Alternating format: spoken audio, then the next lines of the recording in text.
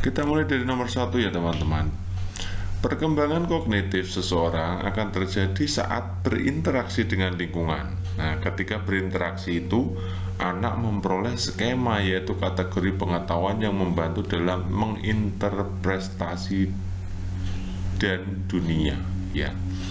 Proses penambahan informasi baru ke dalam skema yang sudah ada disebut titik. Yang kita kaji adalah ini, diksi yang ini teman-teman. Penambahan informasi baru ke dalam skema yang sudah ada itu disebut apa? Nah, kalau belajar tentang informasi baru ke dalam skema yang sudah ada, maka tentu saja kita mengenal teorinya Jean Piaget ya. Jean Piaget ini berhubungan dengan asimilasi, akomodasi, dan ekuilibrasi ya. Jadi opsi B, C, D itu yang paling penting ya teman-teman. Kita akan bahas satu persatu. Oke, apa itu asimilasi? Asimilasi itu merujuk pada peleburan informasi baru ke dalam struktur kognitif yang sudah ada. Ini sama ya, skema kognitif yang sudah ada informasi baru. Nah, melebur menjadi satu, itu namanya asimilasi. Kita kasih contohnya, seorang anak yang diperlihatkan segitiga sama sisi, kemudian setelah itu dia diperlihatkan segitiga lain, yaitu siku-siku misalnya, yang berbeda.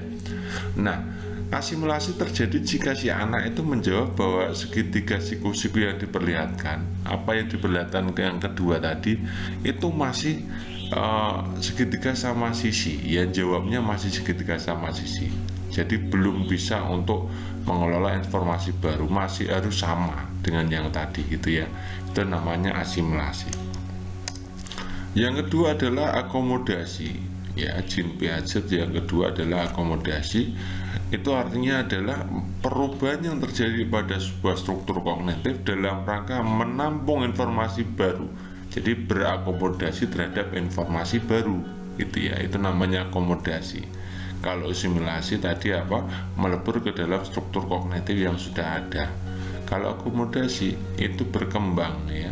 Berkembang untuk menampung informasi baru. Jadi struktur kognitifnya itu berkembang, terjadi perubahan.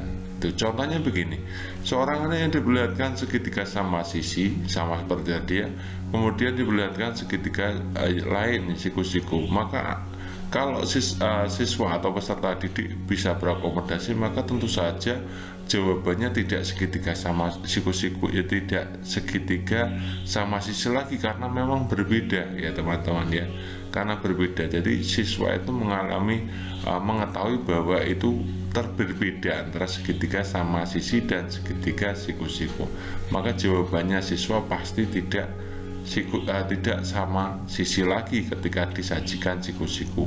Nah, mungkin dia bisa jawab siku-siku. Nah, kalau bisa membedakan seperti ini, namanya adalah akomodasi gitu ya teman-teman ya. Yang ketiga adalah ekuilibrasi. Ekuilibrasi itu merujuk pada kecenderungan untuk mencari keseimbangan pada elemen-elemen kognisi, yaitu artinya keseimbangan antara akomodasi dan asimilasi ya. Contohnya begini, bayi yang biasanya mendapat susu dari payudara ibu atau botol, kemudian diberi susu dengan gelas tertutup untuk latihan minum dari gelas ya. Ketika bayi menemukan bahwa penyedot air gelas itu membutuhkan gerakan mulut dan lidah sama seperti netek sama ibunya ya, yang berbeda dari yang biasa dilakukan saat menyusu ibunya, maka si bayi akan mengakomodasi hal itu dengan akomodasi skema lama. Nah, melakukan hal itu, maka si bayi telah melakukan adaptasi terhadap skema menghisap yang ia miliki dalam situasi baru, yaitu gelas. Dengan demikian, asimilasi dan akomodasi bekerja sama untuk menghasilkan equilibrium atau pertumbuhan. Jadi kalau pertumbuhan itu namanya ekuilibrasi. Jadi jawabannya untuk nomor 1 apa ini? Penambahan informasi baru ke dalam skema yang sudah ada. Karena di situ adalah skema yang sudah ada, maka itu disebut sebagai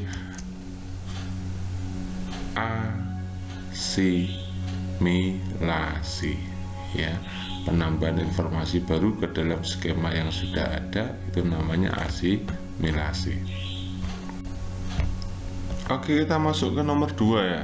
Diberikan KD sebagai berikut: menjelaskan dan menentukan volume bangun ruang dengan menggunakan satuan volume seperti kubus, satuan, serta hubungan pangkat 3 dengan akar pangkat 3. Rumusan indikator inti atau penunjang yang selaras dengan kompetensi dasar tersebut adalah titik-titik. Oke. Nah, jadi untuk menentukan indikator inti atau indikator penunjang atau indikator pengayaan itu kita harus melihat kata kerja operasional pada KD-nya gitu ya teman-teman ya. KKO pada KD itu masuknya di grade apa ya, masuk dalam kognitif yang apa gitu ya. Misalkan menjelaskan itu masuk kognitif apa, menentukan itu masuk ke kognitif apa gitu ya. Nah, di situ adalah indikator inti atau penunjang. Jadi dua-dua indikator itu harus ada gitu ya. Indikator intinya kalau menjelaskan dan menentukan, otomatis menjelaskan itu sebagai indikator penunjang, menentukan itu sebagai indikator inti karena grade-nya lebih tinggi ya. Indikator inti itu grade-nya lebih tinggi daripada indikator penunjang intinya. Kalau pengayaan lebih tinggi lagi. Nah, di sini kan pertanyaannya indikator inti dan indikator penunjang ya. Oke, kita akan lihat satu persatu. Kita akan cari masing-masing untuk KKO-nya, menjelaskan, menentukan, mendefinisikan, menemukan, membentuk, mendefinisikan, membandingkan. Ini masuk dalam grades yang apa pada kognitif. Oke, silahkan simak teman-teman. Untuk C1 atau kognitif level 1 itu mengingat. Mengingat itu mengambil pengetahuan yang relevan dari ingatan. Ini sudah kita ulang berkali-kali ya. Kata kerja yang operasional itu mengingat, mendaftar, mengulang, menirukan, menyebutkan, menulis, dan seterusnya. Masih banyak. Kemudian C2 itu memahami. Itu artinya membangun arti ya. Contohnya menjelaskan, mengklasifikasi, menerima, melaporkan, dan lain-lain seterusnya. Mengkategorikan itu juga masuk di sini karena sama dengan mengklasifikasi. C3 itu mengaplikasi atau menerapkan. Menerapkan itu menggunakan prosedur yang ada dalam situasi yang tidak biasa atau situasi lain. Contohnya menggunakan, mendemonstrasikan, mengilustrasikan, mengoperasikan, menentukan, melakukan, dan seterusnya. Gitu ya. C4 itu menganalisis, itu memecah materi ke dalam bagian-bagian dan hubungannya. Nah, kata kerja yang biasanya lazim digunakan itu membandingkan, memeriksa, mengkritisi, menelaah, menganalisis, menghubungkan, dan merasionalkan. C5 itu evaluasi, itu membuat pertimbangan ya berdasarkan kriteria atau prosedur. Itu kata kerja yang operasional itu menyimpulkan, mengevaluasi, menilai, menyanggah, memutuskan, memilih, mendukung, menggeneralisasi, menguji, membandingkan. Nah, membandingkan di C5 dan C4. Bedanya apa? Bedanya pada konteks, teman-teman. Ketika hanya melakukan pemecahan materi, membandingkan ketika hanya memecahkan materi, maka itu masuknya di C4. Kalau sampai tahap penyimpulan, membuat pertimbangan kesimpulan, itu masuknya di C5. C6 itu levelnya yang mencipta, teman-teman. Ya, mencipta itu menyusun kembali unsur-unsur ke dalam pola struktur baru. Nah, contohnya mengkonstruksi, membuat, mendesain, mengkreasi, mengembangkan, menulis, memformulasi, menemukan, dan seterusnya. Itu masuknya di mencipta. Oke, kita kembali ke soal. Ini menjelaskan dan menentukan. Menjelaskan tadi sebagai indikator penunjang, menentukan sebagai indikator inti. Menjelaskan itu C2, menentukan itu C3. Jadi indikator intinya di C3, indikator penunjangnya di C2. Oke ya. Kita akan cek masing-masing. Ketika mendefinisikan itu masuknya di C2 atau penunjang saja. Ketika menemukan itu masuknya di C6, teman-teman ya. Menemukan tadi adalah menyusun ke dalam struktur kognitif baru ya, itu C6 ya. C6 mencipta, membentuk balok. Dari jaring-jaring balok yang diketahui, nah membentuk balok dari jaring-jaring balok itu berarti menjelaskan, masuknya di menjelaskan berarti C2. Kemudian di situ menghitung volume balok itu C3, menghitung tadi C3, berarti C2 dan C3 ada di opsi C, ya. Kemudian mendefinisikan itu C2 juga, ya, C2. Mendefinisikan bisa C1, bisa C2, tapi seringnya di kata mendefinisikan itu C2, ya, seringnya, ya, tapi C1 juga bisa. Kemudian membandingkan itu maksudnya di C4 dan C5, ya teman-teman. Jadi jawaban yang paling tepat yang merupakan indikator inti penunjang itu berarti opsi C.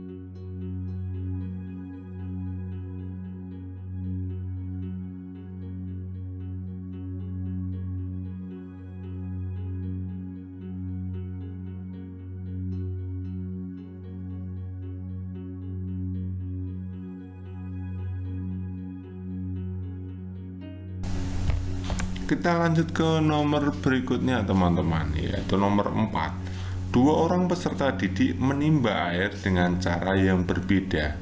Adi menimbang menggunakan katrol dan Betty menimbang langsung menggunakan tali. Nah, apabila kedalaman sumur sama, maka pernyataan yang tepat untuk kasus di atas yaitu ini antara opsi A, B, C, dan D ini berhubungan dengan KM atau keuntungan mekanik, ya. Kita harus paham keuntungan mekanik.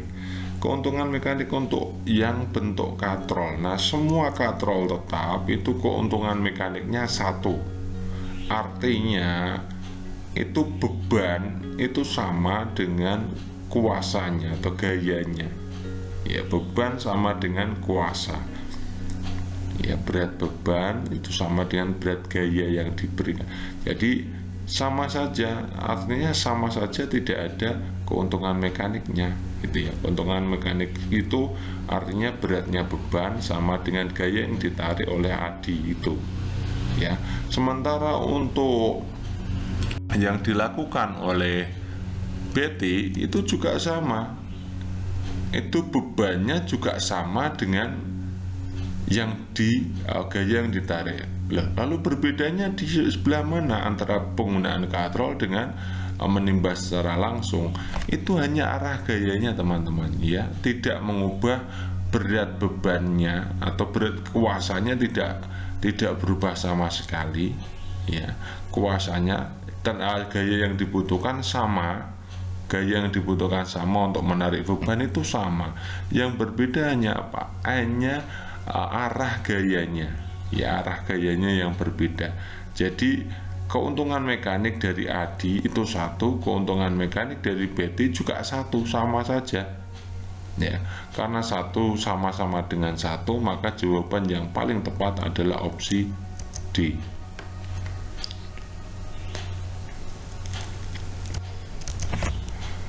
Nomor 3, cermati kutipan teks berikut. Kita langsung ke soal, ya. Berdasarkan struktur teks, kutipan tersebut merupakan bagian dari teks apa? apakah eksposisi, apakah prosedur, apakah berita, apakah laporan hasil observasi, ataukah narasi. Kita harus paham satu persatu ya teman-teman ya. Kalau teks eksposisi itu teks yang menggambarkan pendapat tanpa tanpa berniat untuk mempengaruhi. Itu namanya berdasarkan fakta dan data. Itu teks eksposisi.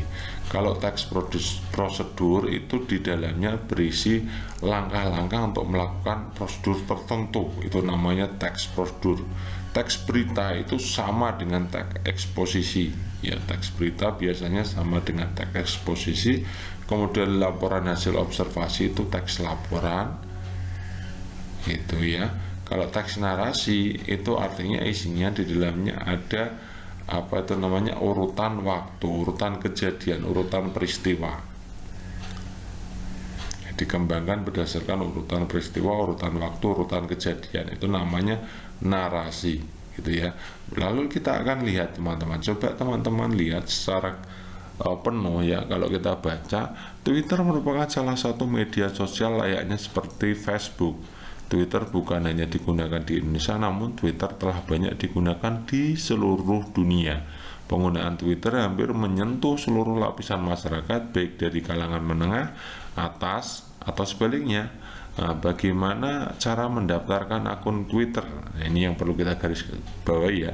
Bagaimana cara mendaftar akun Twitter? Ikuti langkah-langkah berikut untuk mendaftarkan akun Twitter dengan baik dan benar. Langkah pertama, silakan Anda pergi menuju halaman Twitter atau dengan menggunakan link berikut: https://twitter.com/ ya.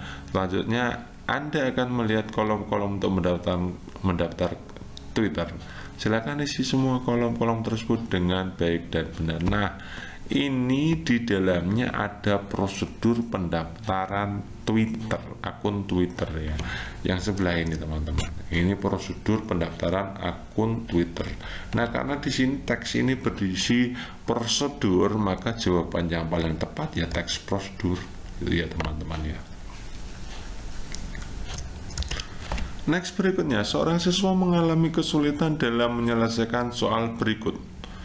2,5 lingkaran konsentris berpusat di titik P. Ada setengah lingkaran, itu gambarnya dilihat ya.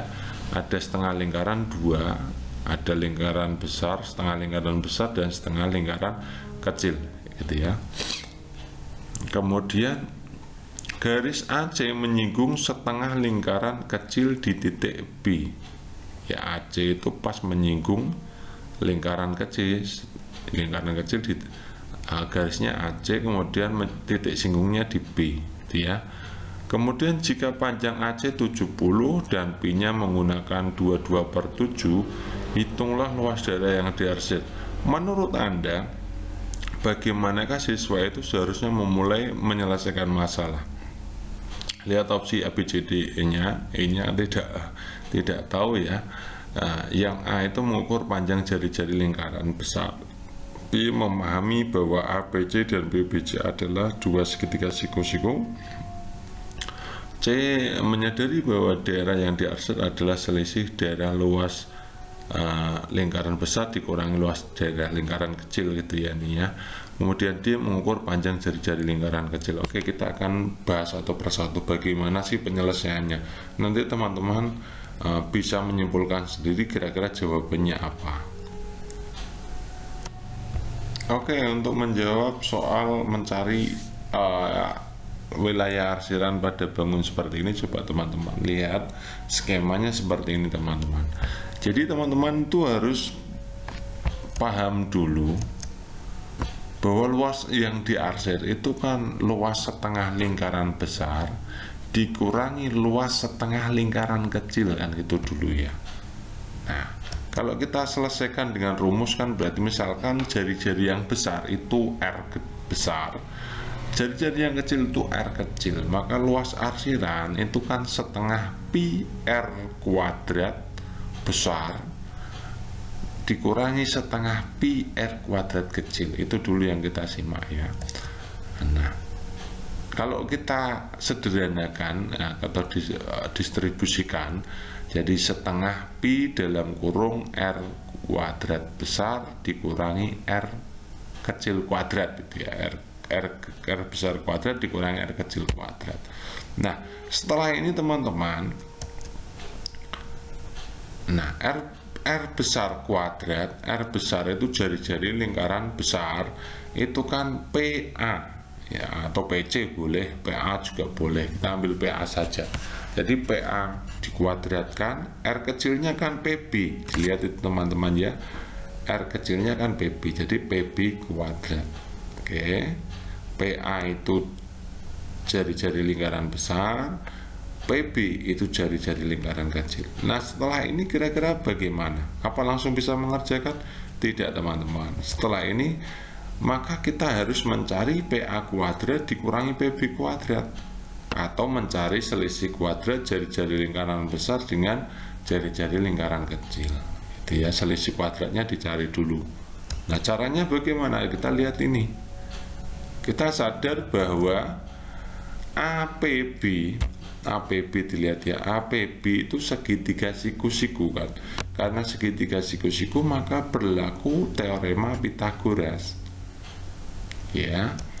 Nah, PA kuadrat yang panjang ya, itu kan segitiga siku-siku. Yang panjang kuadrat itu sama dengan PB kuadrat ya, ditambah AB kuadrat kan itu ya. Nah, maka PA kuadrat, PB-nya kita oper, pindah ruas ya. Jadi PA kuadrat dikurangi PB kuadrat sama dengan AB kuadrat. Betul ya? Ya. Berarti PA kuadrat dikurangi PB kuadrat, hasilnya AB, karena AC-nya kan 70 itu teman-teman, dilihat itu. AC 70 berarti AB-nya kan setengahnya 35. Berarti 35 kuadrat. Maka PA kuadrat dikurangi PB kuadrat ketemunya 1225. Nah, kita ketemu ya. PA kuadrat dikurangi PB kuadrat itu ketemu. Nah, kita tinggal masukkan di sini. Jadi setengah kali 22/7 kali PA kuadrat dikurangi PB kuadrat, hasilnya adalah 1225. Nah, kalau dihitung ternyata 1925 gitu ya teman-teman. Itu cara penyelesaiannya memang begitu. Pertama, kita sadari dulu bahwa luas arsiran itu luas setengah lingkaran besar dikurangi luas setengah lingkaran kecil. Kemudian hasilnya itu nanti ketemu ternyata kita membutuhkan PA kuadrat dikurangi PB kuadrat untuk menyelesaikan itu. Nah, dicari dulu bagaimana cara mencari. Kita menyadari bahwa APB atau PBC itu adalah segitiga siku-siku, maka berlaku teorema Pythagoras. Nah, karena berlaku teorema Pythagoras, maka nanti kita akan ketemu jari-jari lingkaran besar dikurangi jari-jari lingkaran kecilnya ternyata adalah kuadrat dari setengah AC ya, kuadrat dari setengah AC atau kuadrat AB kuadrat gitu ya. Yang ketiga baru kita menghitung luas arsiran. Tadi sudah dihitung ya, caranya begitu. Nah, jadi kalau ada soal seperti ini, kira-kira bagaimana siswa itu seharusnya memulai penyelesaian? Coba kita lihat. Kita lihat opsi A. Mengukur panjang jari-jari lingkaran besar, kan tidak perlu kita mengukur. Memang tadi tidak bisa diukur ya. Jari-jari lingkaran besar kan tidak bisa diukur. Kita tidak menghitung jari-jari lingkaran besar. Kita tidak menghitung PA-nya kan tidak dihitung ya kan. Yang kedua, memahami bahwa APC dan PBC, APC dan PB. Nah, APC ini kan bukan segitiga siku-siku ya teman-teman ya. APC itu bukan segitiga siku-siku, PBC segitiga siku-siku. Jadi bukan ya. Nah, ini seandainya kalau ini APB, itu memahami bahwa APB dan PBC adalah dua segitiga siku-siku saja belum selesai, belum cukup ya. Kemudian kalau yang C menyadari bahwa daerah yang diarsai adalah selisih luas daerah lingkaran besar dikurangi. Ini memang yang awal menjadi key-nya atau kuncinya. Nanti kalau ada informasi yang tidak tahu baru dicari ada hubungan apakah antara titik A, B, C dan P gitu ya. Yang D itu mengukur panjang jari-jari lingkaran kecil, jelas tidak, tadi kita tidak mengukur ya. Yang E tidak tahu ya, opsinya tidak tahu, maka jawaban yang memungkinkan yang paling baik adalah opsi C.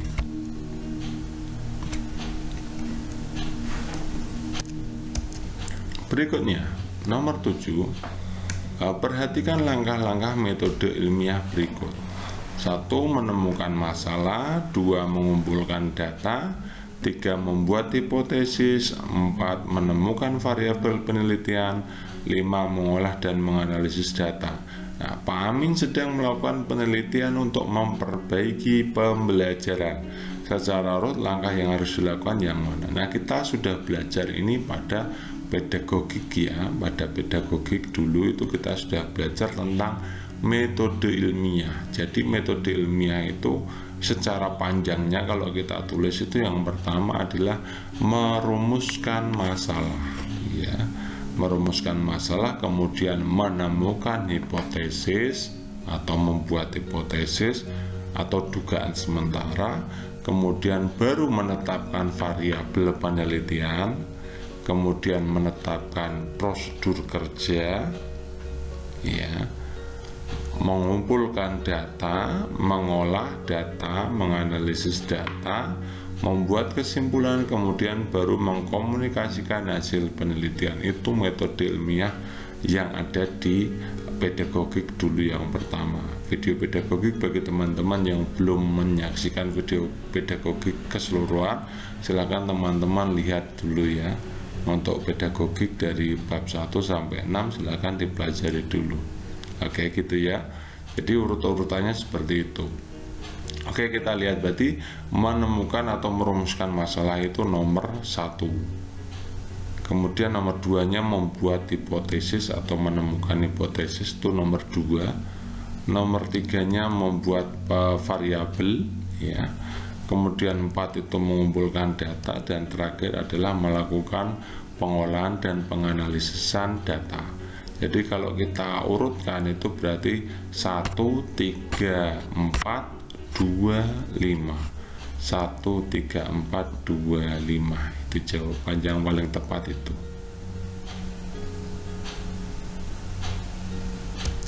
Next, berikutnya nomor 8. Disajikan indikator pencapaian kompetensi. Siswa dapat menunjukkan posisi strategis Indonesia di negara-negara ASEAN melalui peta ASEAN. Contoh penilaian psikomotorik sesuai IPK. Ya, ini yang ditanyakan adalah penilaian psikomotorik ya teman-temannya, diingat ya. Oke, kita lihat ya. Di situ kalau yang opsi A itu tuliskan nama-nama negara ASEAN disertai dengan ibu kota itu jelas kognitif ya, kognitif C1, kognitif terendah itu C1. Itu berarti bukan psikomotorik ya, teman-teman harus paham. Lalu dari mana itu paham? Lihat teman-teman, tadi kita sudah bahas untuk KKO-nya, kata kerja operasionalnya, menulis itu masuknya kognitif C1 ya. Kemudian jelaskan, itu artinya menjelaskan. Menjelaskan itu berarti kognitif C2. Buatlah, nah ini buatlah itu berarti psikomotorik ya. Buatlah itu psikomotorik, psikomotorik levelnya P2 ya. Kemudian jelaskan itu berarti masuknya kognitif C2. Bagi teman-teman yang kurang paham untuk kognitif psikomotorik afektif, silakan teman-teman pelajari video sebelumnya. Video-video sebelumnya tentang pedagogik itu kita sudah belajar itu semua. Ya, bagi yang baru bergabung silakan pelajari seluruh soal P3K dari awal sampai akhir ini. Saya kira nanti kalau dipelajari dari awal itu semuanya ada. Bagaimana kalau ingin list videonya? List videonya teman-teman itu tidak perlu list video ya, lihatnya ya langsung. Teman-teman kalau misalkan di HP itu silakan ketik dari channel pada pencarian YouTube, kemudian nanti itu langsung diklik saja yang dari channel, kemudian lihat videonya, koleksi videonya. Di situ ada semua gitu ya. Banyak yang tanya ini, minta list videonya tinggal dipilih di situ, banyak ya. Oke, yang E itu tunjukkan pada peta posisi strategis. Ini menunjukkan itu juga psikomotorik B2. Dia. Lalu kita pilih yang mana, opsi C atau opsi E yang psikomotorik. Kita lihat dulu, ini menunjukkan teman-teman ya, menunjukkan. Kalau membuat ya membuat, ya. Itu karena menunjukkan, maka yang paling relevan adalah opsi E.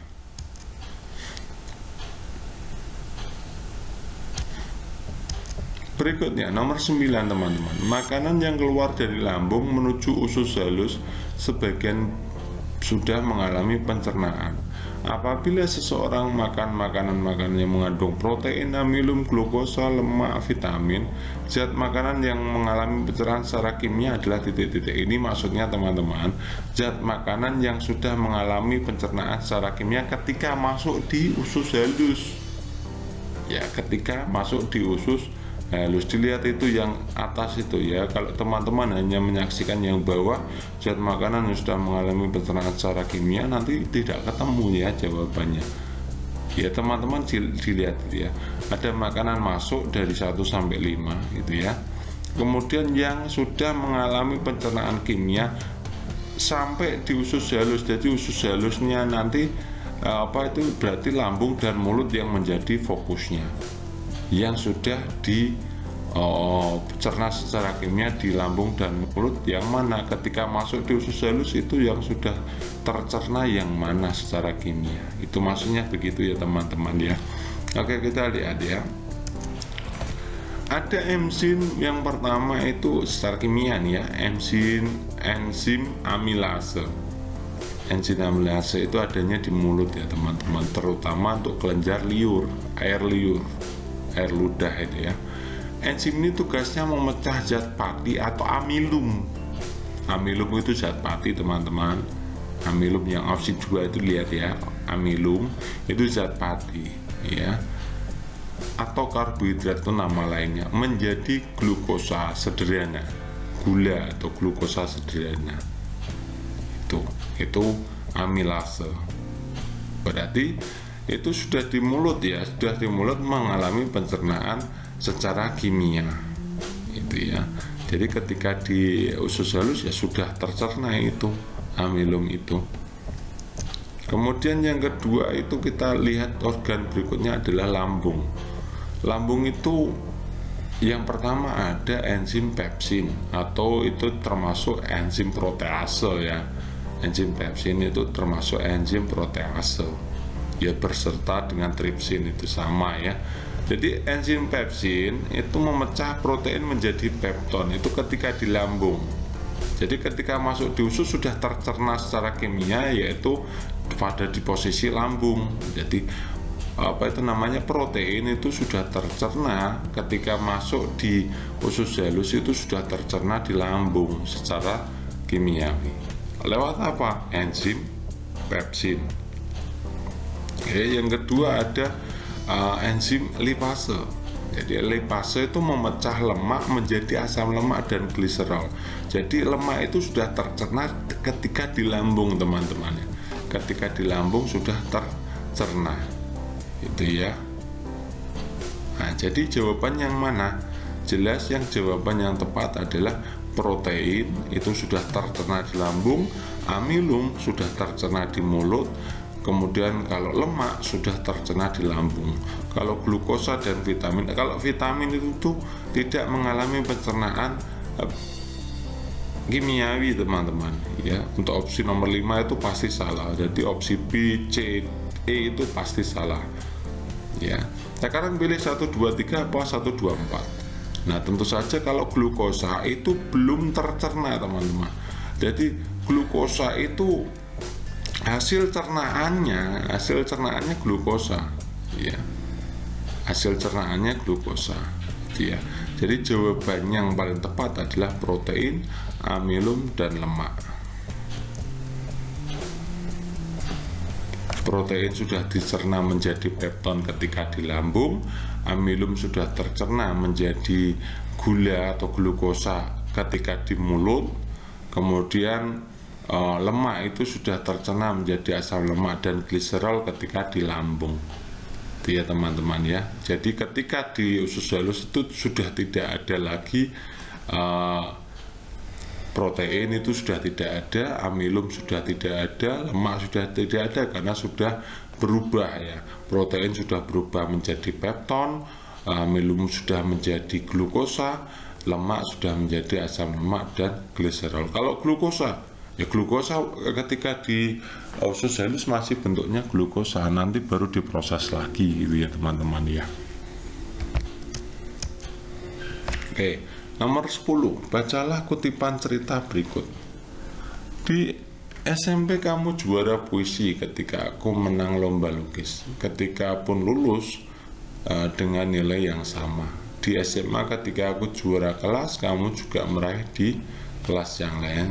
Sekelas di kelas 3 aku berhasil menggeser kau ke peringkat 2, tapi Adit yang sudah dekat denganku sejak kelas 2 malah memboncengmu pulang. Maaf kak, itu jawaban yang si adik ya.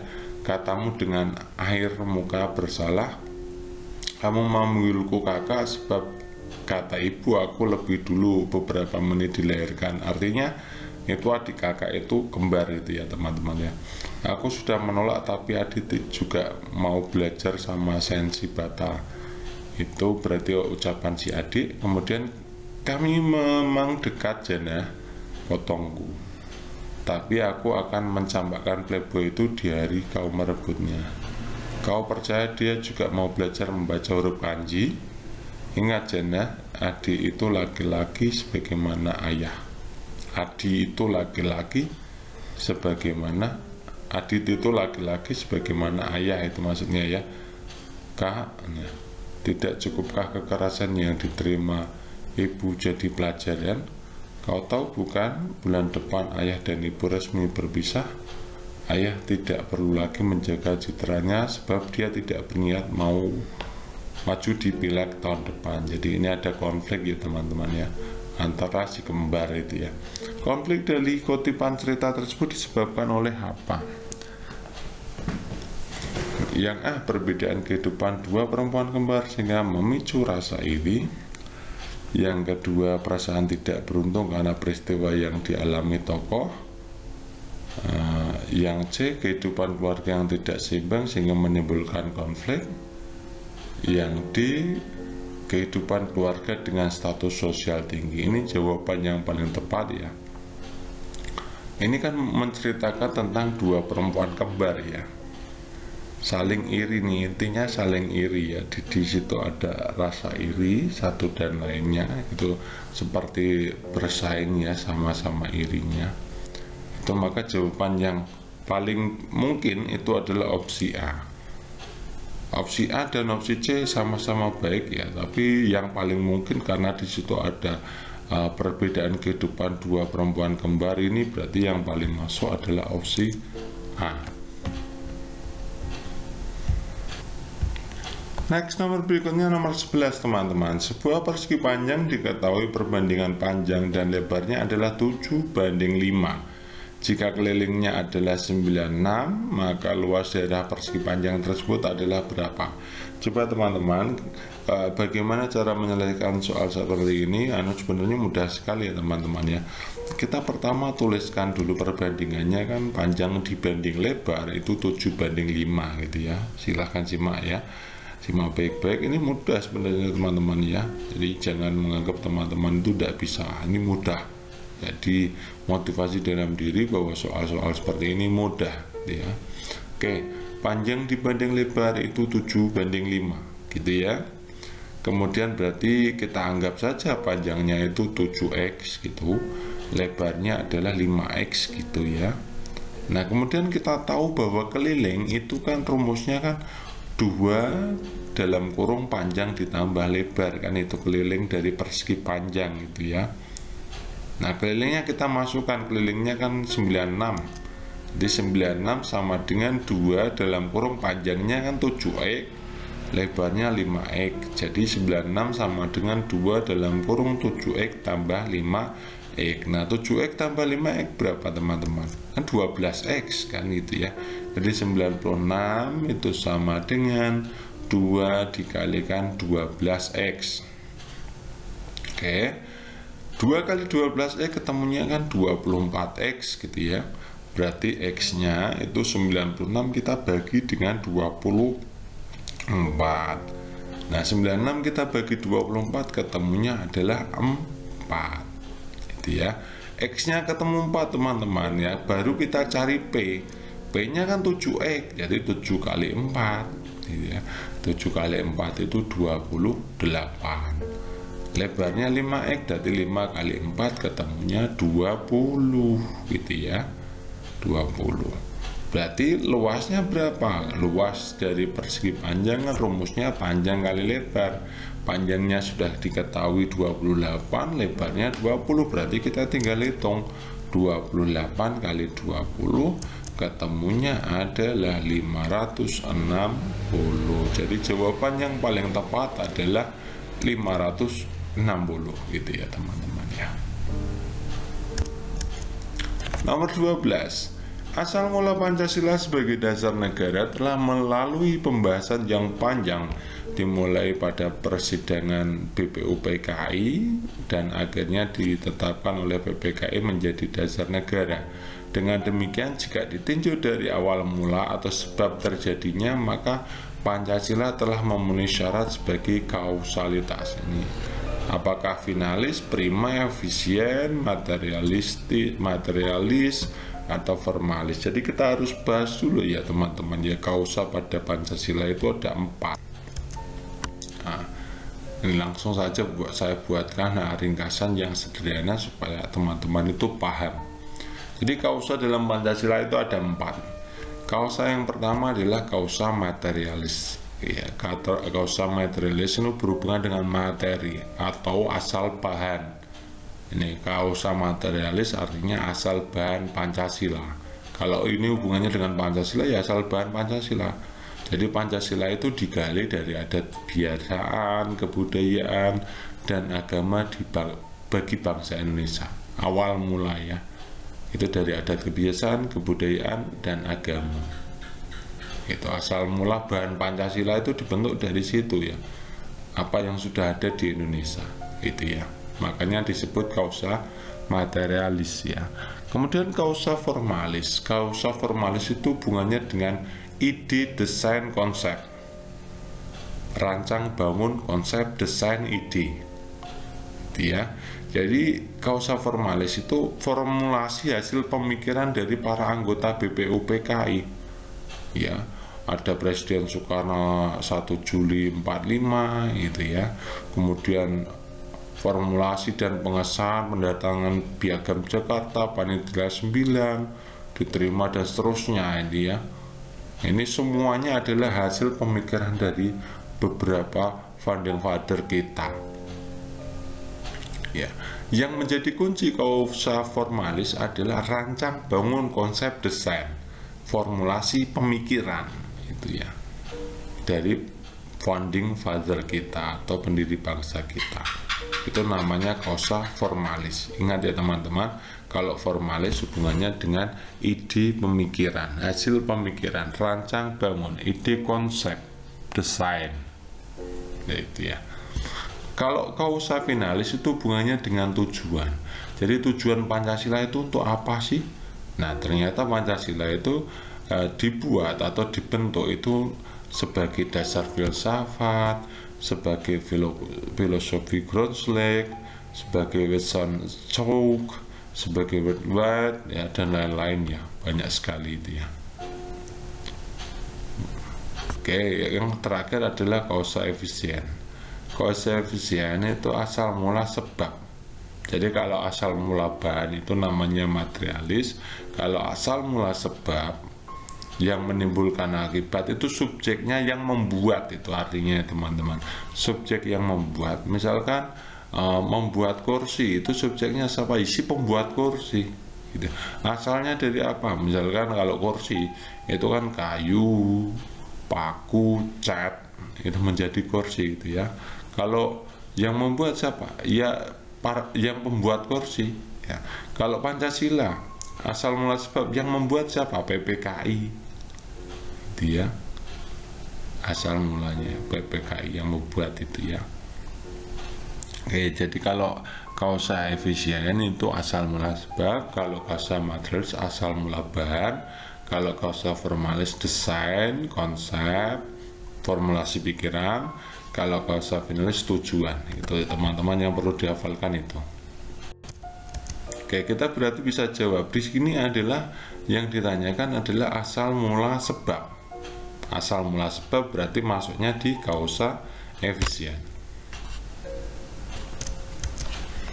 Next, berikutnya nomor 13. Bu Lasmi akan menyampaikan materi dengan KD melisankan puisi hasil karya pribadi dengan lafaz, intonasi, ekspresi yang tepat sebagai bentuk ungkapan diri. Agar materi tersampaikan dengan lengkap, materi yang harus disampaikan Bu Lasmi adalah titik-titik. Jadi di situ itu ada kata-kata melisankan, berarti hubungannya dengan keterampilan ya. KD 4 itu keterampilan. Nah, keterampilan apa saja yang tidak dilihat? Yang pertama adalah melisankan puisi hasil karya pribadi, berarti ini membuat kemudian melafalkan intonasi ekspresi gitu ya. Jadi membuat kemudian menyajikan, intinya kan di situ ada dua, membuat, menyajikan. Oke, kita lihat ya. Opsi A, fungsi puisi. Nah, di situ adalah melisankan puisi, jadi tidak ada hubungannya. Ini kalau yang fungsi puisi berarti KD-nya harusnya 3 bukan 4 ya. Konsep puisi ini penting teman-teman, karena membuat puisi kan di situ kan membuat itu harus paham konsep puisi, kemudian langkah menulis puisi juga masuk, kemudian cara menyajikan puisi masuk. Jadi yang tidak masuk adalah fungsi puisi. Kalau fungsi puisi itu maksudnya di pengetahuan, bukan keterampilan gitu ya. Kemudian konsep pembacaan puisi, ini konsep pembacaan puisi ini tidak masuk, karena konsep pembacaan puisi ini masuknya di cara penyajian. Jadi tidak ada konsep pembacaan puisi, tidak ada ya. Unsur pembangun puisi itu penting untuk membuat puisi. Langkah menulis puisi itu penting ya. Memfaraterlasekan ini juga tidak digunakan ya, karena di sini hanya melisankan atau menyajikan. Jadi tidak mungkin ini kalau menyajikan ya, ini langkah-langkah ini masuk ya. Memfaraterlasekan tidak ya tadi ya. Kalau konsep puisi ya, unsur pembangunan puisi ya, langkah menulis puisi ya, menyajikan puisi ya. Ini yang opsi D masuk semua. Konsep pembacaan puisi ini tidak ada. Unsur pembangunan puisi ini penting, ini juga penting. Jadi jawaban yang paling tepat adalah opsi D. Oke, soal berikutnya teman-teman. Dalam RPP yang disusun oleh guru terdapat indikator pencapaian kompetensi membedakan gaya dorong dan gaya tarik suatu benda.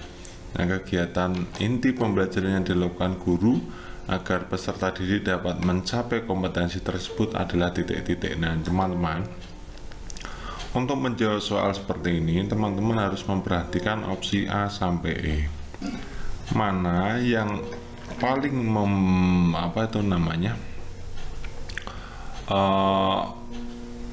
melaksanakan atau menerapkan yang di situ adalah kegiatan aktif belajar siswa ya. Aktif belajar siswa yang di dalamnya itu banyak sekali harus ada interaksi antar peserta didik ya. Ada kolaborasinya, ada pengembangan sikap, ada psikomotoriknya, ada afektifnya. Afektif, psikomotorik, dan kognitifnya ada. Nah, dari opsi A sampai E ini yang paling memenuhi adalah demonstrasi ya teman-teman. Ini yang paling memenuhi, demonstrasi. Ketika memberikan penugasan itu yang berkembang hanya kognitifnya saja. Melakukan tanya jawab itu hanya afektif dan kognitif ya. Kalau mengamati video itu hanya kognitif dan psikomotorik ya. Terutama untuk kognitifnya saja juga ya, itu untuk mengamati video. Kalau melakukan simulasi memang dua-duanya, tiga-tiganya ada, baik afektif, psikomotorik maupun kognitif. Tapi untuk simulasi itu jauh ya, karena itu tidak berhubungan langsung dengan bendanya, hanya melakukan simulasi gaya saja. Jadi jawaban yang paling tepat adalah opsi B. Nomor 15, perencanaan pembelajaran di saat pandemi COVID-19 memaksa guru untuk menyesuaikan dengan kaedah-kaedah pembelajaran dari pengembangan lembar kegiatan peserta didik atau LKPD sebagai pedoman belajar siswa dalam pembelajaran daring. Pengembangan yang dilakukan oleh guru menggunakan prinsip apa? Ya, jadi opsi A sampai ini berhubungan dengan prinsip pengembangan RPP. Ini teman-teman harus paham dulu ya. Prinsip pengembangan RPP itu seperti apa? Coba kita lihat. Prinsip-prinsip pengembangan RPP itu yang pertama itu memfasilitasi perbedaan peserta didik. Artinya apa? Siswa memiliki perbedaan ya teman-teman. Ya, siswa itu unik. Ya, ada kemampuan awalnya berbeda, tingkat intelektualnya beda, bakatnya beda, potensi, minat, motivasi belajarnya juga beda, kemampuan sosial ekonomi beda, emosi, gaya belajar, kebutuhan itu beda-beda. Maka kita harus mengembangkan RPP itu berdasarkan perbedaan peserta didik. Kita harus memperhatikan perbedaan peserta didik. Itu prinsip pengembangan RPP yang pertama, teman-teman ya, perlu disimak itu ya. Yang kedua itu kita dalam mengembangkan RPP harus memperhatikan atau berpusat pada peserta didik. Ya, artinya student center ya, student center. Guru itu bertindak hanya sebagai pembimbing, pendamping, fasilitator, sahabat, abang atau kakak bagi peserta didik. Ya.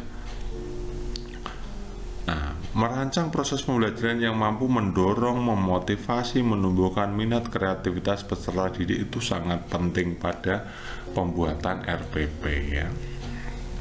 Kemudian yang ketiga, apa itu prinsip pengembangan RPP berbasis konteks?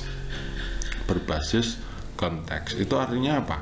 Pembelajaran berbasis konteks itu dapat terwujud apabila guru mampu mengidentifikasi, memanfaatkan berbagai sumber belajar lokal setempat.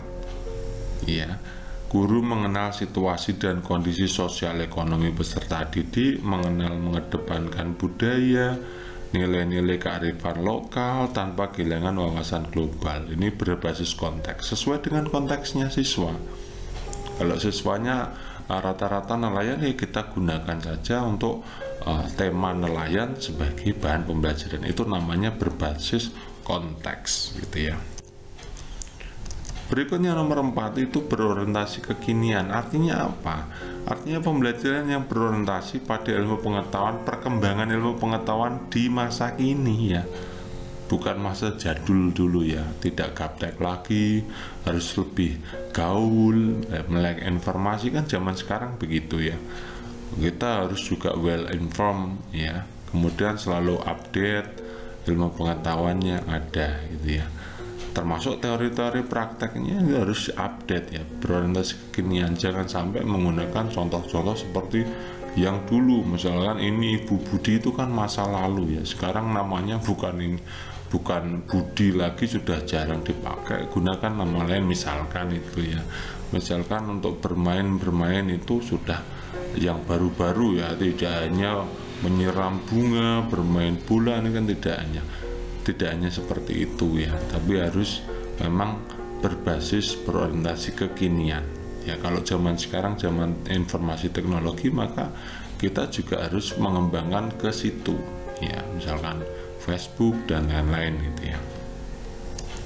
Kemudian kemandirian belajar ini dalam membuat RPP itu kita harus berani untuk mendorong siswa dalam berani menentukan tujuan-tujuan belajarannya, mengeksplorasi hal-hal yang ingin diketahui, memanfaatkan berbagai sumber belajar termasuk LKPD tadi kan sebagai sumber belajar untuk memicu kemandirian belajar siswa ya, mampu menjalin kerjasama, berkolaborasi dengan siapapun ya. Intinya kemandirian belajar itu seperti itu teman-teman ya. Kemudian berikutnya memberikan umpan balik dan tindak lanjut pembelajaran. Misalkan RPP itu membuat rencana program pemberian umpan balik. Dalam menyusun RPP ya, harus ada umpan baliknya, penguatannya, pengayaannya, remedialnya, itu harus ada. Kemudian yang ketujuh itu harus terhubung ya harus match, harus koheren antara kompetensi inti, kompetensi dasar, dan indikator yang dikembangkan. Jadi RPP kan berdasarkan 3 itu ya. Nah, itu. Kemudian yang terakhir, memanfaatkan teknologi informasi komunikasi. Artinya apa? Kegiatan pembelajaran dalam RPP itu disusun dengan mempertimbangkan penerapan TIK ya, terintegrasi, sistematis, efektif, sesuai dengan situasi kondisi ya. Sebagai contoh, ketika guru menugasi siswa mengeksplorasi sumber-sumber pengetahuan lewat internet misalkan gitu, guru harus bisa menunjukkan kepada siswa alamat-alamat situs web atau tautan atau link yang mengarahkan siswa pada sumber belajar yang jelas, benar, dan bertanggung jawab. Itu namanya memanfaatkan teknologi informasi dan komunikasi. Nah, dari 8 tadi, mana yang untuk menunjukkan seperti ini teman-teman? Kita sudah bahas tadi ya. Ini adalah LKPD sebagai pedoman belajar siswa. Nah, pedoman belajar siswa, pembuatan LKPD ini tujuannya adalah untuk mengembangkan kemandirian. Tadi kita sudah bahas ya, kalau mengembangkan kemandirian berarti nanti menumbuhkan siswa untuk kreatif ya, berkreasi, menentukan tujuan pembelajarannya sendiri, bereksplorasi ya, secara mandiri. Nah, itu masuknya LKPD di situ teman-teman. Jadi jawaban yang paling tepat opsi A, mengembangkan kemandirian. Kenapa tidak berbasis teknologi informasi? Di situ tidak ada keterangan di situ ya. Biasanya kalau berbasis teknologi informasi itu hubungannya dengan internet, ya itu macam semacamnya ya. Di sini hanya pembelajaran daring, ya, pembelajaran daring tapi menggunakan media LKPD. Jadi masuknya tetap mengembangkan kemandirian, bukan berbasis teknologi informasi. Nomor 16, seorang guru ingin mengetahui kemampuan siswa dalam mengatur mengelola perbedaan pendapat dalam kelompok. Nah, penilaian otentik holistik yang dapat dipilih guru adalah titik-titik. Kita harus paham ya nih. Ini teman-teman harus memahami struktur pertanyaannya.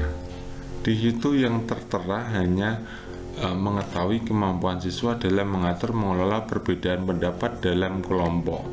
Nah, kalau bentuknya list, checklist untuk menilai teman, maka nanti jawabannya harusnya penilaian antar teman. Ya, tapi di situ tidak ada keterangan seperti itu, maka kita harus paham masing-masing. Kalau yang pertama itu penilaian kinerja. Penilaian kinerja itu untuk menguji satu, itu mempraktikkan kemampuan membuat suatu produk. Ya, keterampilan membuat produk, praktik membuat produk. Ini kan ada prosesnya, kemudian juga hasilnya, produknya seperti apa. Kira-kira kalau seperti ini itu mengatur mengelola perbedaan pendapat tidak? Ya tentu saja tidak, karena penilaian kinerja itu bisa dilakukan dengan cara mandiri, gitu ya, bisa.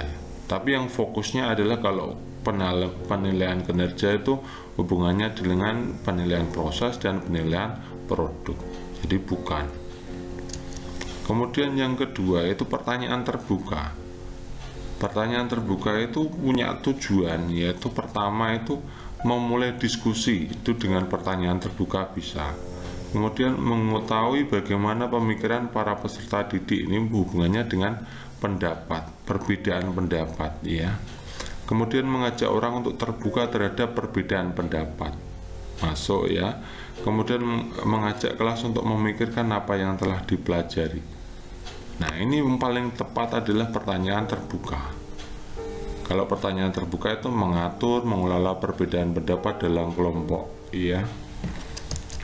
Kemudian kalau penilaian proyek itu untuk mengetahui pemahaman, kemampuan mengaplikasikan, kemampuan untuk penyelidikan, kemampuan menginformasikan peserta didik pada mata pelajaran tertentu. Ini ada hubungannya dengan proyek, ya.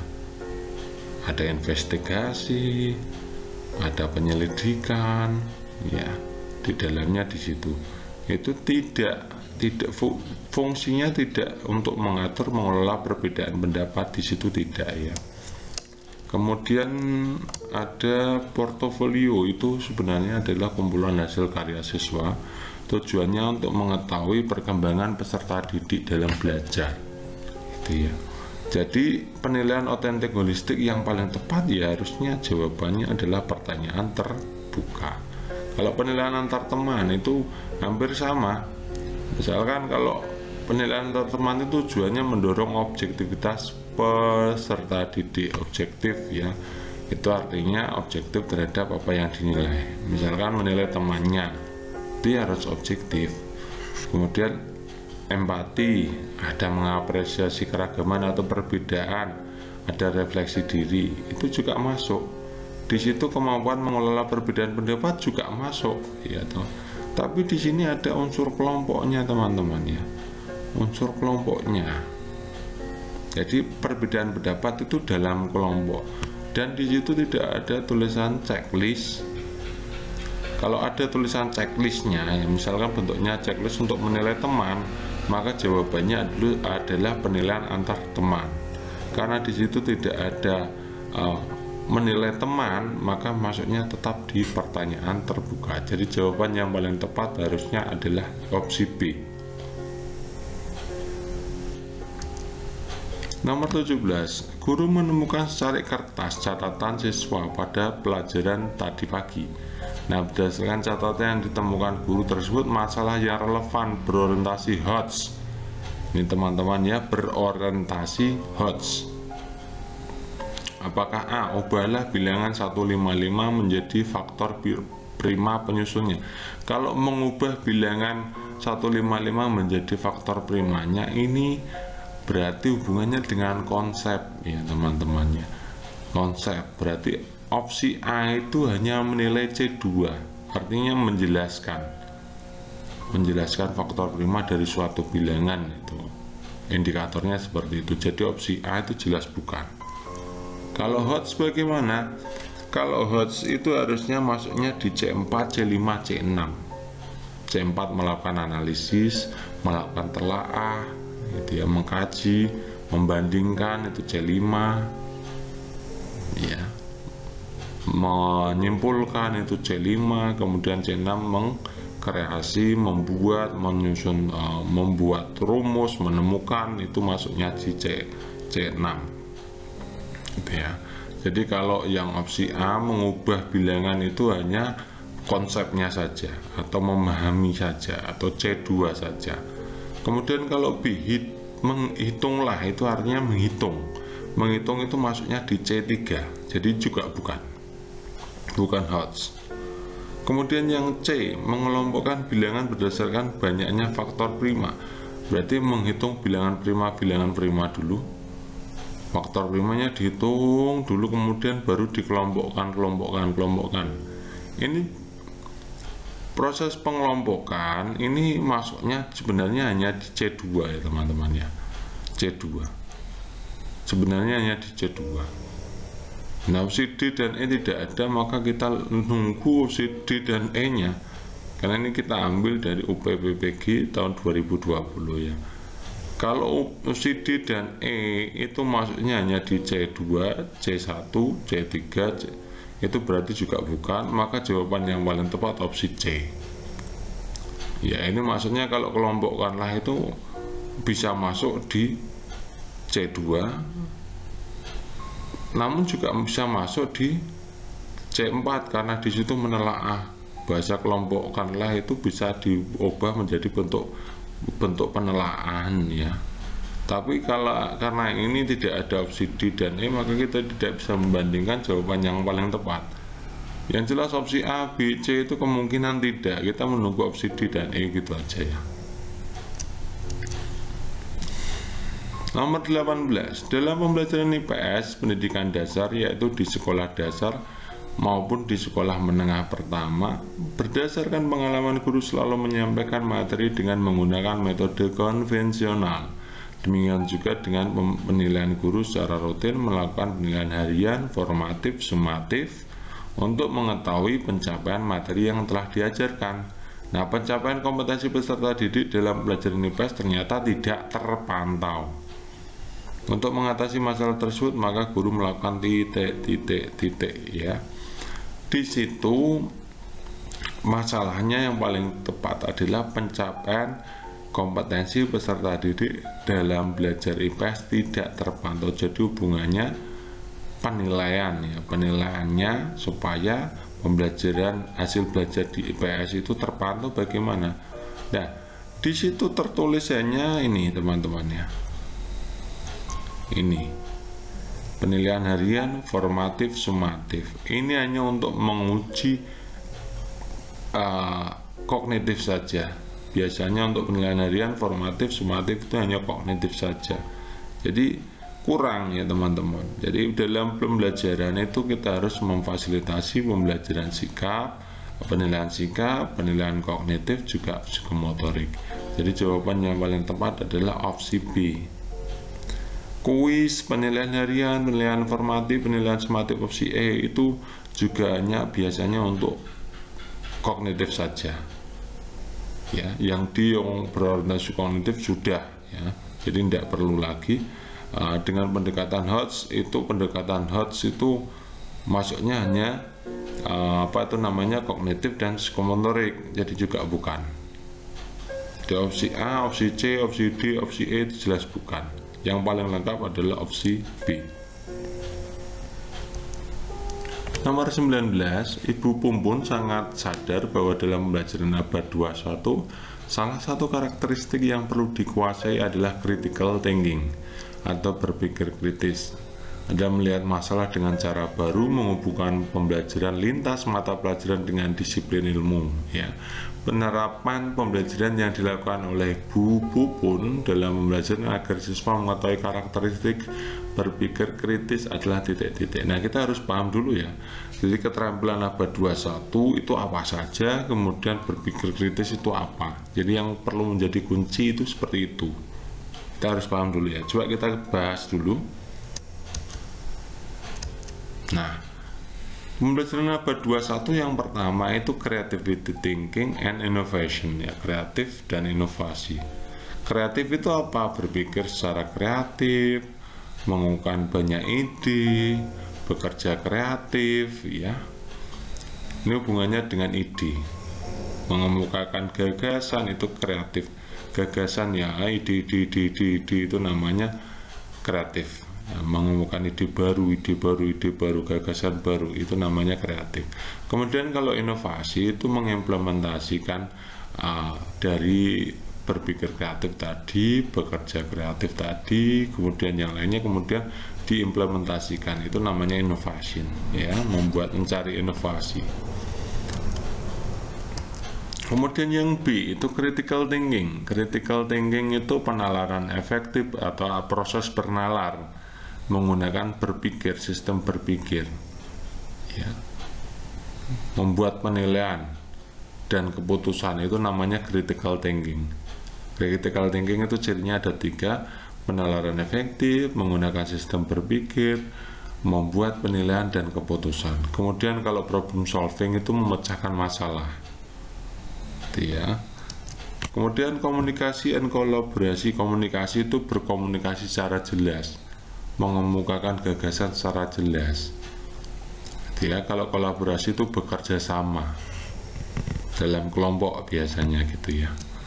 Kemudian kalau yang berikutnya adalah D itu informasi, media, teknologi, skill. Ayo, itu artinya mengakses, mengevaluasi informasi, menggunakan, menata informasi, menganalisis, menghasilkan media, mengaplikasikan teknologi secara efektif. Ada 4 ini ya, keterampilan abad 21 ya, atau Indonesian Partnership for 21 Century Skill Standard ya, IP21 CSS ya, CSS ya. Yang kelima itu adalah life skill ya, life skill and career ya. Life skill and career itu ada 2, yaitu character building, menunjukkan perilaku scientific attitude ya. Hasrat ingin tahu, jujur, teliti, terbuka, itu namanya life skill. Kemudian menunjukkan penerimaan terhadap nilai moral berlaku di masyarakat, yaitu character building. Kemudian yang kedua adalah spiritual value, itu menghayati konsep ketuhanan melalui pengetahuan, Menginternalisasikan nilai-nilai spiritual dalam kehidupan sehari-hari. Jadi ada 5 itu ya, ada 5 kecakapan abad 21 atau IP 21 CSS. Nah, di sini kita akan bahas opsi A sampai E ya. Siswa mengungkapkan gagasan dalam presentasi. Mengungkapkan gagasan ini maksudnya di apa? Komunikasi. Ya. Kemudian yang B, guru menunjukkan 4 gambar benda, lalu meminta siswa memilih salah satu gambar dengan karakter tertentu, mengemukakan alasan. Yang mengemukakan alasan itu artinya masuknya di critical thinking. Ya. Kemudian guru menugaskan kelompok untuk membuat sebuah poster. Ini menugaskan kelompok. Penugasan kelompok ini mengedepankan collaboration. Guru membuat soal latihan untuk mendorong anak memecahkan masalah, itu problem solving gitu ya. Mengerjakan soal tipe HOTS ini juga problem solving. Jadi mana yang termasuk critical thinking? Ya opsi B. Terakhir nomor 20 teman-teman, kita bahas 20 dulu ya. Berbagai bentuk pelanggaran HAM pernah terjadi di Indonesia. Pelanggaran HAM bisa berbentuk pelanggaran HAM berat, ringan, kemudian peristiwa penghinaan terhadap kepala negara karena terprovokasi termasuk dalam pelanggaran HAM apa? Apakah berat atau ringan? Kita harus bahas dulu ya teman-teman ya. Jadi pelanggaran HAM itu ada 2, HAM berat dan HAM ringan. Kita pelajari HAM ringan dulu. HAM ringan itu pelanggaran yang tidak mengancam nyawa, namun merugikan, sekedar merugikan ya, ini merugikan. Macam-macam pelanggaran HAM ringan adalah bentuk pelanggaran HAM yang tidak mengancam keselamatan jiwa, namun harus tetap dilindungi karena sangat berbahaya bagi individu. Contohnya penganiayaan, ini HAM ringan. Melakukan hal yang berakibat pencemaran nama baik, mengalih seseorang untuk menyampaikan aspirasi, itu juga pelanggaran HAM ringan. Melakukan aksi kekerasan dengan pemukulan itu juga masih HAM ringan ya. Kemudian yang HAM berat seperti apa? HAM berat itu menggambarkan beratnya akibat yang timbul dari perbuatan pidana ya, misalkan berakibat pada raga, jiwa, martabat, peradaban, terutama untuk peradaban ya, ini yang paling penting, dan sumber daya kehidupan manusia. Contohnya genosida atau pemusnahan massal dari suatu ras. Kemudian kejahatan kemanusiaan. Genosida itu perbuatan yang dilakukan untuk maksud menghancurkan seluruh atau sebagian kelompok ras, bangsa, etnis, agama, dan lain-lain. Kalau kejahatan manusia yang termasuk HAM berat, contohnya apa? Pembunuhan, perkosaan, perbudakan, pengusiran, apartheid, itu masuknya di HAM berat. Jadi kalau di sini penghinaan terhadap kepala negara ini masuknya di HAM ringan teman-teman, tidak ada hubungannya dengan penghilangan nyawa ya. Jadi jawaban yang paling tepat adalah opsi E.